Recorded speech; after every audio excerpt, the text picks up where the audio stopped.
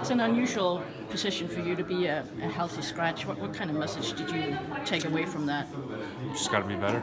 Just got to be, obviously coming off an injury.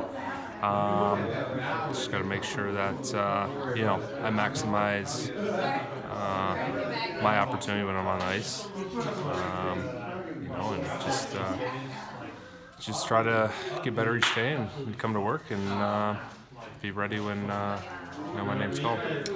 What can you do to try to generate more offense or more goals? I mean, Yeah. being in front of the net is one of the things you take I think pride just in. getting pucks to the net. We got to spend more time in the ozone. Teams do a really good job of condensing the zone, and got to do as much as we can to try to get pucks spread east-west right away and utilize the points for shots and then roll around their end a bit. So How do you find out when you're a scratch? they post the lineup each day. Was that? I mean, what was your reaction when you saw it?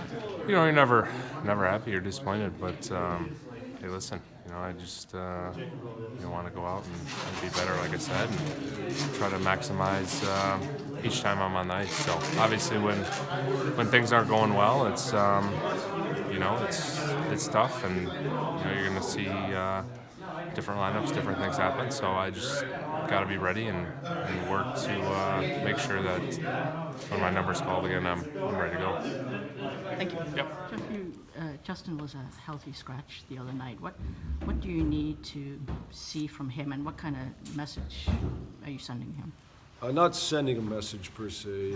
I think first of all, I think Justin's a great person, a great pro. Been a really good Red Wing. Cares a ton about being a Red Wing, and so I don't even like to put him in a position where we have to talk about this because he works hard. He competes hard. What's the message? Just got to play a little bit better, and at the end of the day, he's in a group of guys that different guys could sit at different times, and we made the decision to sit him the other night. So whether that moves forward or not, we'll see.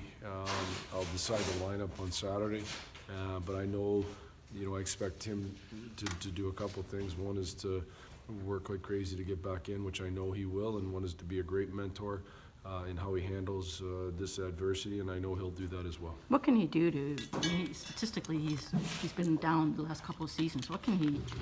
How does he stand out in the surrounding season now? Like, how does he make an impact? Yeah, well, the hard part certainly is, anytime you're work your way to where you're kind of a bubble guy, which there's a few different guys on the team that are in that spot.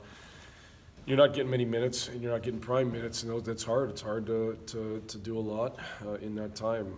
What I would say is, him and I had this conversation prior to the Anaheim game, Game 3 of the season. And I thought that game, when we walked off the bench, he was one of our better forwards. So in 12 minutes or whatever, he had created lots of opportunities. How did he do it? He did it by being really good down low. He got the puck down low, made good pass outs to the front, protected it, did things like that. And then I thought that line was one of our best lines in the game. There was Delarose, Helm, and Abbey was one of the best lines in the game against Montreal the next night. And unfortunately, I thought he went through a stretch where he was playing good hockey, and he's been hurt twice in a row now, and it's hard. When you get hurt, you follow a rhythm. When you get a little bit older, it gets harder, and he's just kind of fighting his way back in. So this is not a knock on him as a competitor, or worker, or person, or anything like that. He's just fighting his way back into where he with his play in those 10 to 12 minutes can say, you're not going to take me out, and it's hard. It's hard to do that for sure.